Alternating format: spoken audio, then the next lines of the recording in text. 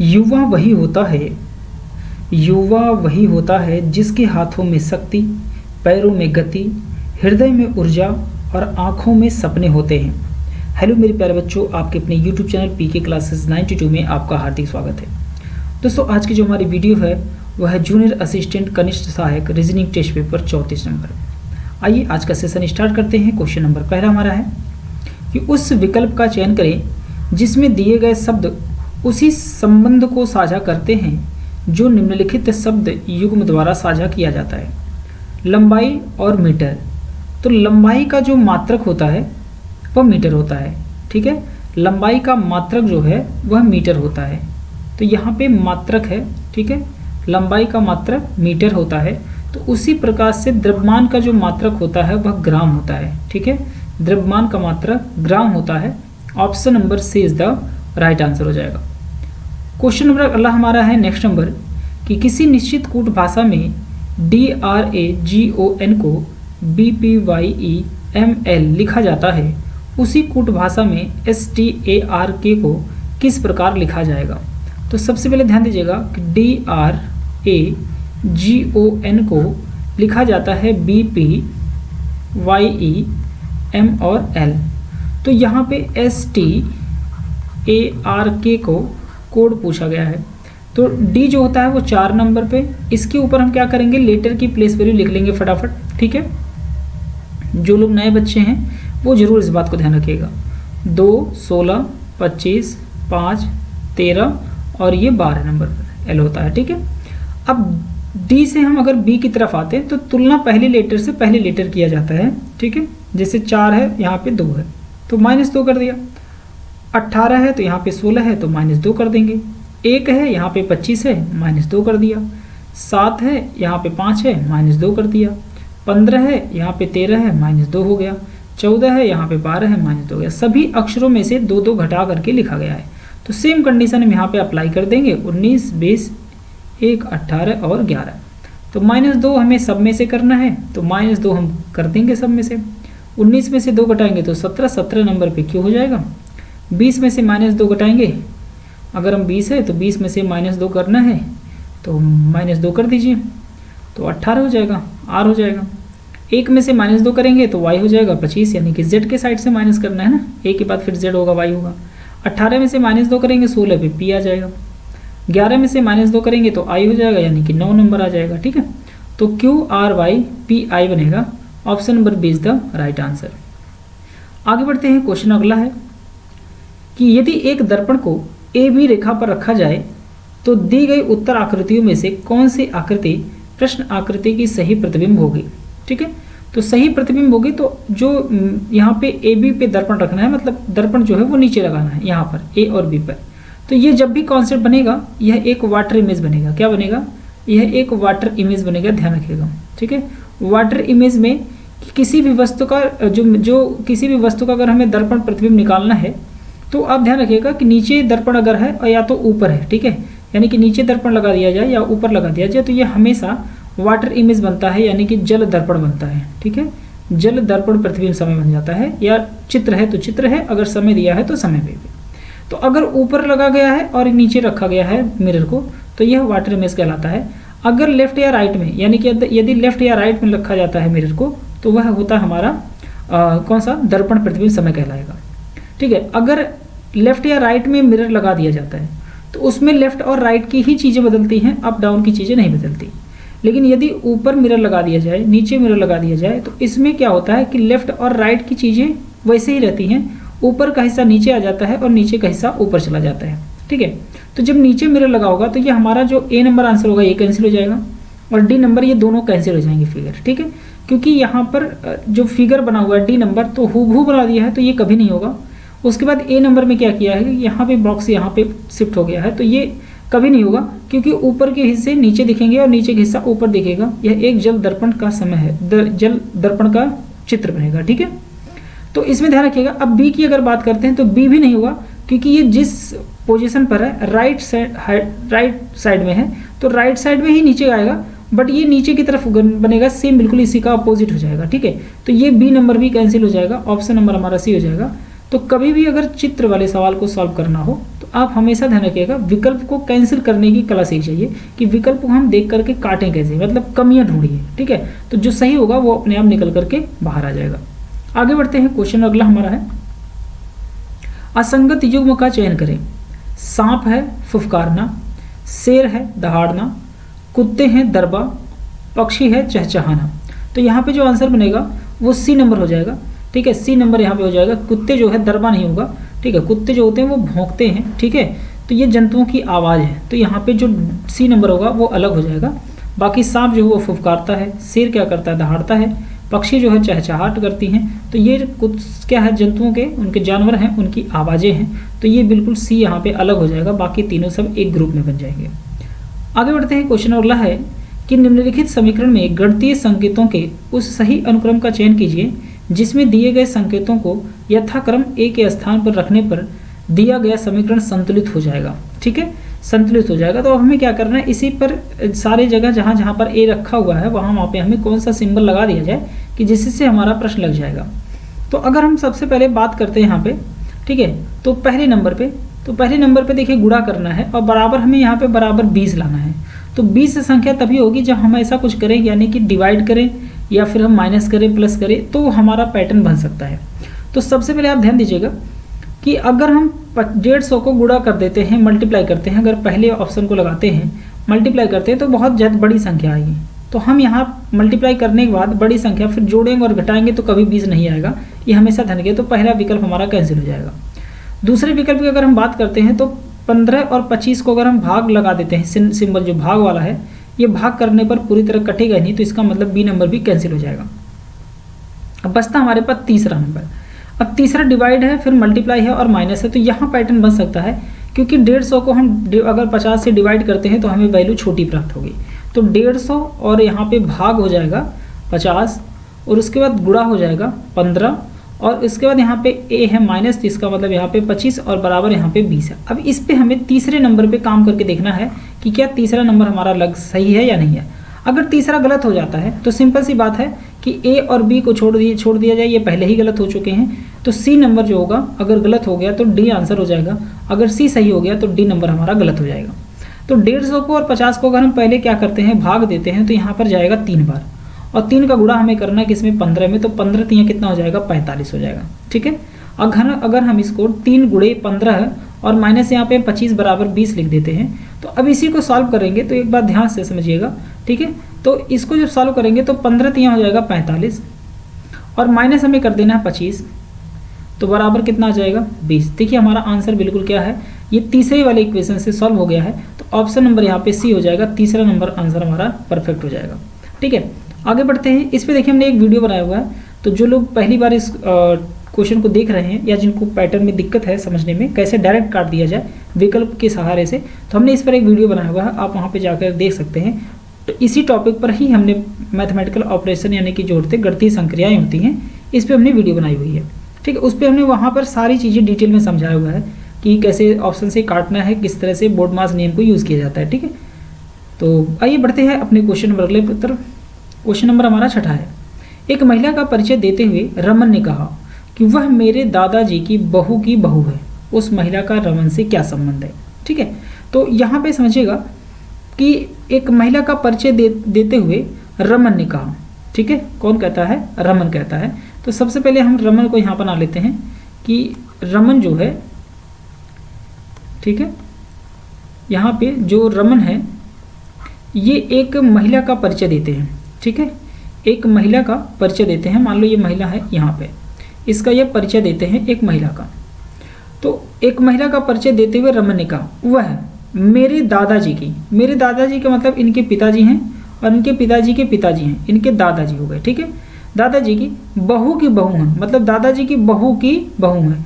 इसका मतलब दादाजी की बहू का मतलब कौन होगा, इनकी मम्मी हो जाएंगे, है ना। इनके दादाजी की ये बहू हो गई और इनकी बहू की ये बहू है, तो इसका मतलब ये रमन की पत्नी भी हो सकती हैं। क्या हो सकती हैं, रमन की पत्नी हो सकती हैं, ठीक है। तो या फिर बहू की बहू है, या तो रमन की क्या हो सकती है पत्नी, या फिर इनके भाई हो सकते हैं रमन की कोई, उनकी भी ये पत्नी हो सकती हैं, ठीक है। उनकी भी तो पत्नी हो सकती है। तो 2 कंडीशन यहाँ बन रहा है। तो बोला जा रहा है कि उस महिला का रमन से क्या संबंध है। तो ध्यान रखिएगा, उस महिला का रमन से या तो वो पत्नी हो सकती हैं, अगर पत्नी नहीं है तो भाई की पत्नी हो सकती है। तो ऑप्शन यहाँ पे दिया हुआ है बी नंबर में, भाई की पत्नी, पत्नी नहीं दिया है, तो यहाँ पे आंसर बी आंसर हमारा परफेक्ट हो जाएगा। ठीक है, भाई की पत्नी हो जाएगा।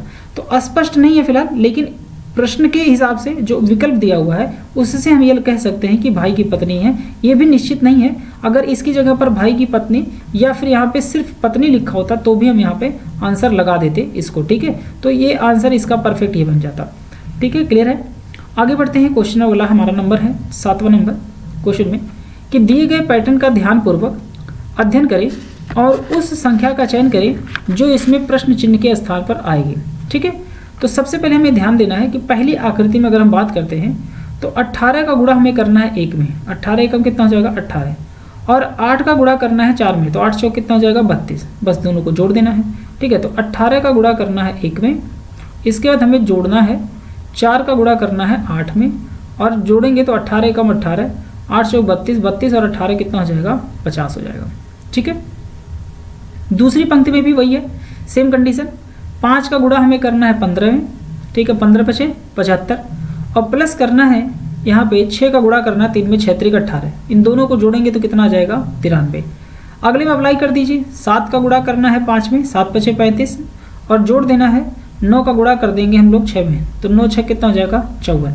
ठीक है, तो 35 और 54 को जब हम जोड़ेंगे तो जो हमें संख्या प्राप्त होगी वो 89 हो जाएगी। कितना हो जाएगा 89, 89। Option number B is the right answer. आगे बढ़ते हैं, क्वेश्चन अगला हमारा है 7वां नंबर कि उस अक्षर समूह का चयन करें जो दी गई श्रृंखला में प्रश्न चिन्ह के स्थान पर आ सकता है। तो यहाँ पर हो जाएगा डी, के और एम, उसके बाद यहाँ पर है एफ, एफ के बाद जे, जे के बाद पी, इसके बाद है एच, आई और एस है, इसके बाद यहाँ पे हो जाएगा जे, एच और वी हो जाएगा, और आगे क्वेश्चन मार्क है। तो सबसे पहले ध्यान दीजिए कि डी से हम अगर चलते हैं एफ की तरफ, ठीक है, तो यहाँ पे कितना हो जाएगा 4 और 2 6 हो जाएगा। फिर अब 6 के बाद यहाँ पे देखिए 2 बढ़ाएंगे तो 6 × 2 = 8 हो जाएगा, और 8 के बाद फिर हमने 2 बढ़ाया तो कितना हो गया 10 हो गया, और 10 के बाद फिर से हम 2 बढ़ाएंगे तो 10 × 2 = 12 हो जाएगा, 12 नंबर पे एल आएगा। ठीक है, तो अगर हम एल की बात करें तो ऑप्शन की अगर हम बात करते हैं तो विकल्प देखिए, पहला कट जाएगा, दूसरा भी कट जाएगा और चौथा भी कट जाएगा, क्योंकि सब जगह यहाँ पे एच है, यहाँ आई है और यहाँ पे भी आई है, तो एल से शुरू होगा, तो इसका मतलब एक ही विकल्प बचता है, option number C is the right answer. तो हमें बिना आगे के सवाल को लगाए ही हम डायरेक्ट लगा सकते हैं कि यहाँ पे जो बनेगा वो एल आएगा। अगर आगे बात करते हैं तो देखिए यहाँ पे 11 है, तो 11 में से -1 करेंगे तो कितना हो जाएगा 10 हो जाएगा। अब 10 में से फिर से -1 करेंगे तो यहाँ पे कितना हो जाएगा 9 हो जाएगा। ठीक है, इनमें से फिर से हमें -1 करना है, तो यहाँ पे कितना प्राप्त हो जाएगा हमें 9 हो जाएगा। अब 9 में से -1 करेंगे तो हमें फिर से 8 मिल जाएगा, और 8 में से फिर से हम -1 करते हैं तो हमें 7 मिलेगा, 7 पे जी आ जाएगा। देखिए एल के बाद यहाँ पे जी आया हुआ है। अब आगे बढ़ते हैं तो 13 के बाद यहाँ पे देखिए कितना लिखा हुआ है 16, तो कितना बढ़ा दिया हमने 3 बढ़ा दिया। अब 16 के बाद अगर हम बात करते हैं तो यहाँ एस है, तो 16 और 3 कितना हो जाएगा 19, 19 के बाद अगर हम फिर से 3 बढ़ाते हैं तो 19 और 3 हो जाएगा 22, और 22 में फिर से हम लोग 3 बढ़ाते हैं तो 22 और 3 हो जाएगा 25, 25 नंबर पे वाई हो जाएगा, तो एल जी वाई बनेगा answer. Option is the C is the right answer. ठीक है, आगे बढ़ते हैं, क्वेश्चन अगला हमारा है कि टीवी देखने वाले 500 दर्शकों के बीच में हुए सर्वेक्षण में निम्नलिखित जानकारी प्राप्त हुई है। ठीक है, जिसमें 285 दर्शक फुटबॉल खेलते हैं, ठीक है फुटबॉल खेल देखते हैं, 195 दर्शक हैं हॉकी खेल देखते हैं, और 115 दर्शक हैं जो बास्केटबॉल खेल देखते हैं। ठीक है, मतलब 3 लोग हैं। तो सबसे पहले आप ये ग्राफ बना लीजिए यहाँ पे वैसे बड़ा सा, ठीक है, 3 ग्राफ बनेगा, 3 लोग हैं तो 3 ग्राफ बन जाएगा इस तरह से। ठीक है, इस प्रकार से 3 ग्राफ बन जाएगा इनमें। ठीक है, तो सबसे पहले यहाँ पे बनेगा फुटबॉल का, ये बन जाएगा फुटबॉल का। ठीक है, इसके बाद यहाँ पर बन जाएगा हॉकी का, फुटबॉल के बाद यहाँ बन जाएगा हॉकी का। इसके बाद यहाँ पर जो बनेगा वो बनेगा बास्केटबॉल का। ठीक है, ये बन जाएगा बास्केटबॉल का, ये बास्केटबॉल का बन जाएगा। ठीक है, तो 3 है तो 3 हमने यहाँ पे ग्राफ बना लिया। ठीक है, बास्केटबॉल हो जाएगा। ठीक है, यहाँ पे बास्केटबॉल का हो जाएगा। अब आगे बढ़ते हैं कि फुटबॉल जो खेलने वाले हैं वो हैं टोटल 285 लोग। ठीक है, हॉकी खेलने वाले हैं टोटल हमारे पास 195, और 115 लोग हैं जो क्या करते हैं, जो बास्केटबॉल खेल देखते हैं। ठीक है, तो 45 दर्शक हैं फुटबॉल और बास्केटबॉल खेलते हैं। फुटबॉल और बास्केटबॉल खेलने वालों की संख्या जो है वो कितनी है 45 है, तो यहाँ पे 45 लिख देंगे। इसके बाद कह रहा है कि 70 दर्शक फुटबॉल और हॉकी खेलते हैं, फुटबॉल और हॉकी खेलते हैं, इसका मतलब 70 है, तो यहाँ पे आ जाएंगे 70। ठीक है, यहाँ पे 70 हो जाएगा। इसके बाद कह रहा है कि 50 दर्शक हैं जो हॉकी और बास्केटबॉल खेलते हैं, तो 50 दर्शक ये हो गए जो हॉकी और बास्केटबॉल खेलते हैं, ठीक है, खेल देखते हैं, और 50 दर्शक हैं जो तीनों में से कोई भी नहीं देखते हैं। तो इसका मतलब जो कुल संख्या है, कुल जो संख्या हो जाएगी, कुल संख्या कितनी है यहाँ पे दर्शकों की, जो कुल संख्या है दर्शकों की वो है 500। और 500 में से 50 लोग ऐसे हैं जो कुछ भी नहीं देखते, मतलब 50 दर्शक ऐसे हैं जो तीनों में से कोई भी खेल नहीं देखते हैं। तो इसका मतलब खेल देखने वालों की जो संख्या बचेगी वो कितनी बचेगी, 450 बच जाएगी, ठीक है। अब कंडीशन ये है कि कितने दर्शक तीनों खेलों में से किसी एक खेल को तो देखते ही हैं, मतलब यहाँ पर हमें ये जो बीच की संख्या ना ये निकालनी है कि तीनों खेल तो देखते ही हैं, ठीक है, कितने दर्शक तीनों खेलों में से किसी एक खेल को तो देखते ही देखते हैं, हमें इनकी संख्या प्राप्त करनी है, ठीक है। अब सवाल ये है कि सबसे पहले तो हमें ये पता चल जाए कि तीनों खेल को खेलने वालों की संख्या कितनी है, ठीक। तो सबसे पहले अब क्या करना है हमें, ठीक है, सबसे पहले हम क्या करेंगे, एक बात ध्यान से समझिए कि केवल एक खेल देखने वालों की संख्या कितनी है, पहले हम इतना तो पता कर लें, ठीक है, केवल एक खेल देखने वालों की संख्या कितनी हो जाएगी, ठीक है। तो सबसे पहले हमें एक खेल देखने वालों की संख्या अगर निकालना है तो सबसे पहले आप ये समझिए कि एक खेल देखने वालों की संख्या निकालने के लिए पहले हम क्या करेंगे, 285 कितना हो जाएगा, 285 में 195 जोड़ेंगे, 195 में 115 जोड़ देंगे, और इन तीनों को जोड़ने के बाद हमें माइनस कर देना है। माइनस किसको करेंगे, इनको जोड़ेंगे जो ये बीच में हैं जो सारे खेल खेलने वाले हैं, 70 के बाद 45, और 45 के बाद कितना हो जाएगा 50, ठीक है। इनको हम पहले क्या करेंगे, माइनस कर देंगे। अब जब माइनस करेंगे तो यहाँ पे ध्यान से समझिएगा कि 285, 195 और 115 इन तीनों को अगर हम जोड़ते हैं, ठीक है, इन तीनों को हम क्या करते हैं, अगर हम जोड़ देते हैं, ठीक है, तो हमको जो संख्या प्राप्त हो जाएगी, ठीक है, वो हो जाएगी 595, कितनी हो जाएगी, 595 प्राप्त हो जाती है, ठीक है। अब माइनस करना है 70, 45 और कितना है, 70 है, 50 है और 45 है, इन तीनों को जब जोड़ेंगे तो हमको प्राप्त हो जाएगा 165, कितना प्राप्त हो जाएगा, 165। अब हमें 595 में से 165 घटाएंगे तो यहाँ पे कितना आएगा, 5 में से 5 जाएगा 0, 9 में से 6 जाएगा तो कितना बचेगा 3, और यहाँ 5 में से 1 जाएगा तो कितना बचेगा 4, मतलब 430 यहाँ में संख्या प्राप्त हो गई। और कुल संख्या जो है दर्शक देखने वालों की कितना है, 450 है। तो हमें क्या करना है, 450 में से, ठीक है, 450 में से हम घटा देंगे 430, कितना घटा देंगे 430 को, तो हमें संख्या जो प्राप्त होगी वो कितनी हो जाएगी, 20 प्राप्त हो जाएगी। मतलब यहाँ पे जो तीनों खेल को खेलने वाले हैं वो 20 संख्या प्राप्त हो गई, ठीक है। अगर ये 20 है तो यहाँ पर जो 50 हमने लिखा हुआ था, ठीक है, जो हमने यहाँ पर 50 लिखा हुआ है, ये 50 की जगह पर कितना हो जाएगा, अब सॉरी यहाँ पे जो हमने 70 लिखा था अब उसकी जगह हो जाएगा 50। इसके बाद यहाँ पे जो हमने 50 लिखा हुआ है, अब यहाँ पे जो संख्या हो जाएगी वो हो जाएगी 30, क्योंकि इनमें से ही 20 यहाँ चले गए। अब ये जो हमने 45 यहाँ पर लिखा हुआ था, अब इनकी संख्या जो हो जाएगी वो हो जाएगी 25, कितनी हो जाएगी 25। अब ध्यान दीजिएगा कि 25 और 20 कितने हो गए, 45, ये फुटबॉल और बास्केटबॉल खेलने वालों की संख्या हो गई। 50 और 20 कितने हो गए, 70 हो गए जो फुटबॉल और हॉकी खेलने वाले हैं। 30 और 20 50 हो गए जो हॉकी और बास्केटबॉल खेलने वाले हो गए। अब पहले हमें 50, 20 और 25 को, इन दोनों लोगों को हमें तीनों को क्या करना है, जोड़ देना है, ठीक है। हम क्या करेंगे, इनको जोड़ देंगे, और जब जोड़ेंगे तो 50 और 20 70, और 70 और 20 कितना हो जाएगा, यहाँ पे 70 और 20 हो जाएगा 95। तो 95 ऐसे हो गए जो क्या है, जो खेल तो खेल रहे हैं फुटबॉल भी, तो फुटबॉल खेलने वालों की संख्या कितनी है, 285। 285 में से 95 घटाएंगे तो यहाँ पे जो हमें संख्या प्राप्त होगी वो 190 हो जाएगी, कितनी हो जाएगी, 190 प्राप्त हो गई, ठीक है। अब 50, 20 कितना, 70, 70 और 30 कितने हो गए, 100 हो गए। तो हॉकी खेलने वाले, केवल हॉकी वाले कितने मिलेंगे, वो हो गए 95। देखिए क्योंकि टोटल कितने हैं, 195 है, तो यहाँ 95 मिल गए।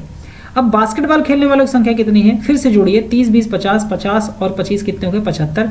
तो 115 में से हमें 75 घटाना है तो हमें कितना बचेगा, यहाँ पे 40 मिल जाएगा, ठीक है। यहाँ पे कितना मिल जाएगा, 40 मिल जाएगा, ठीक।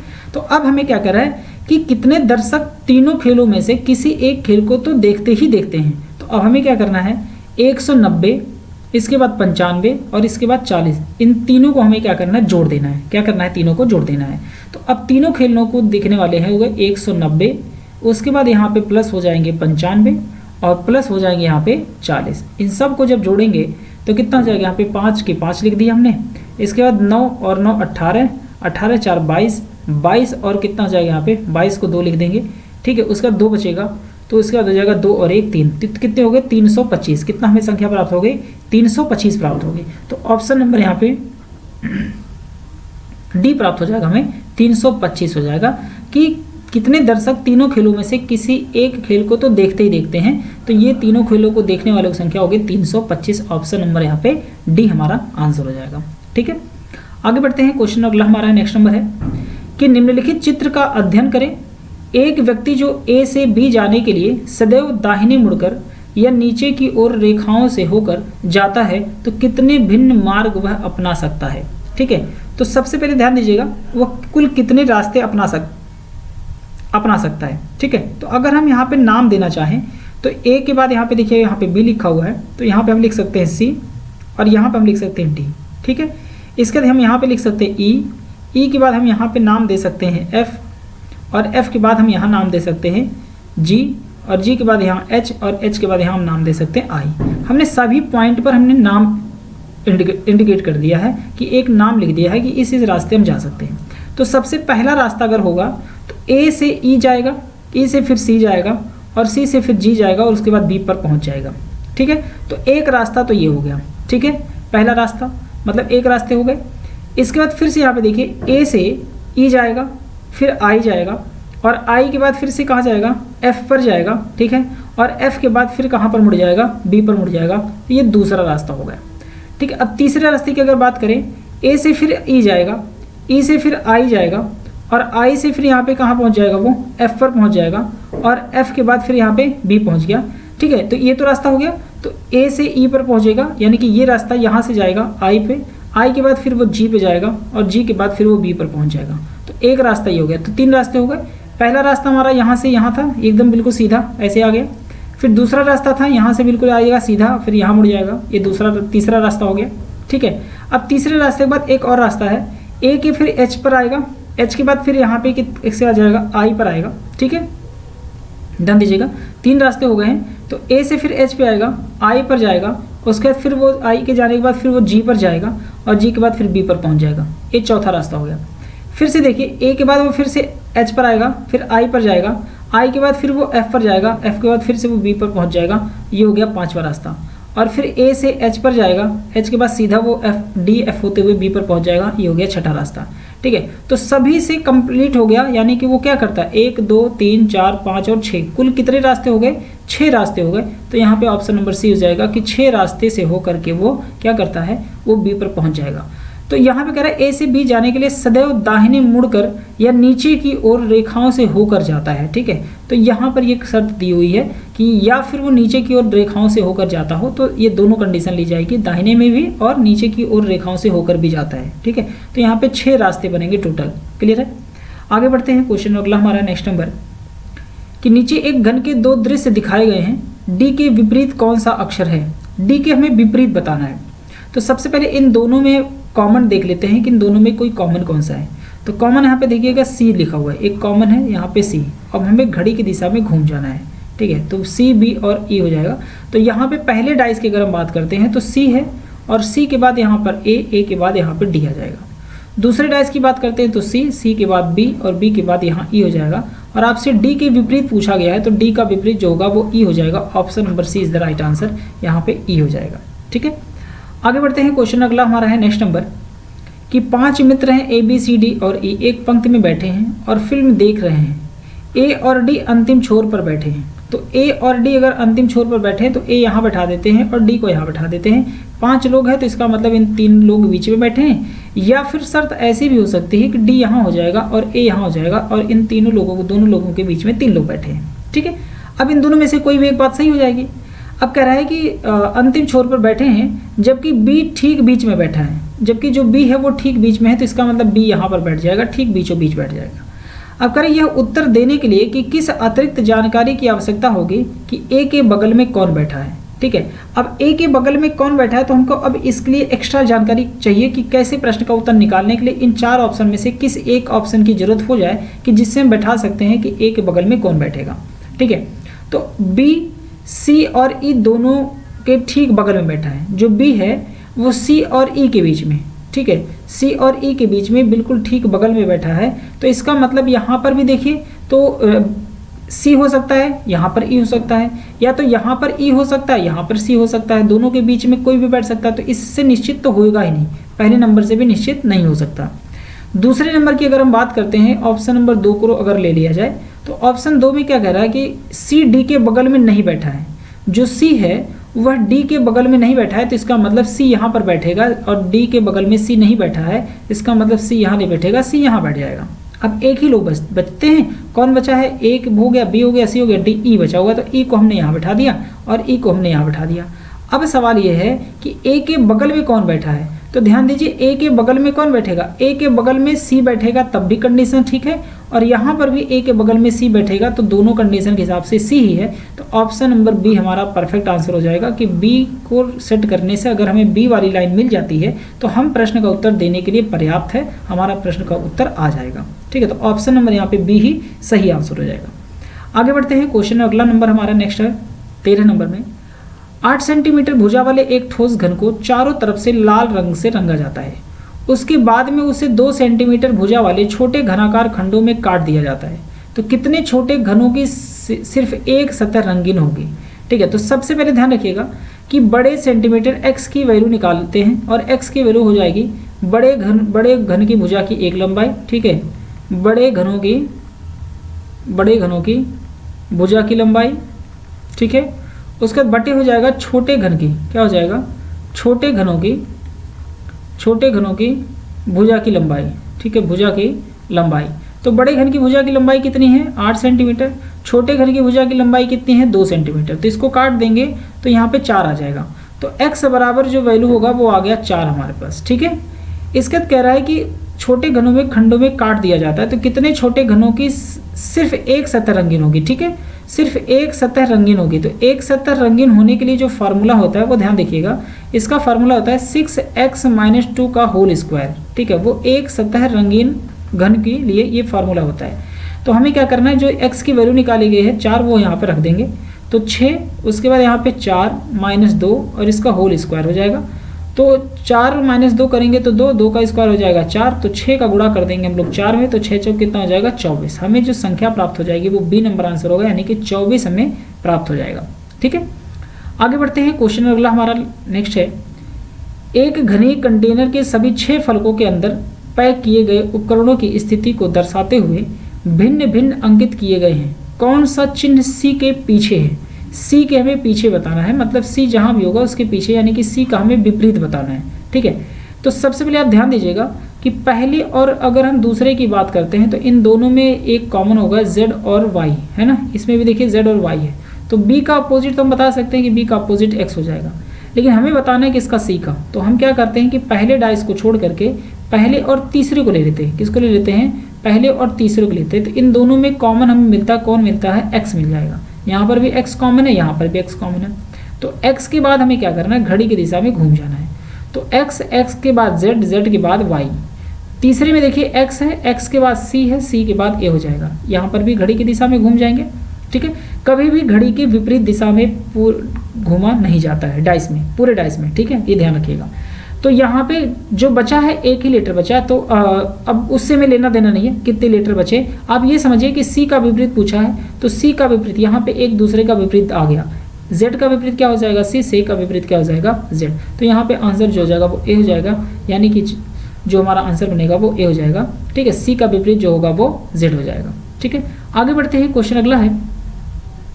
दिए गए कथनों और निष्कर्षों को ध्यान से पढ़ें, यह मानते हुए कि कथनों में दी गई जानकारी सत्य है, भले ही यह सामान्यतः ज्ञात तथ्यों से अलग ही क्यों न हो।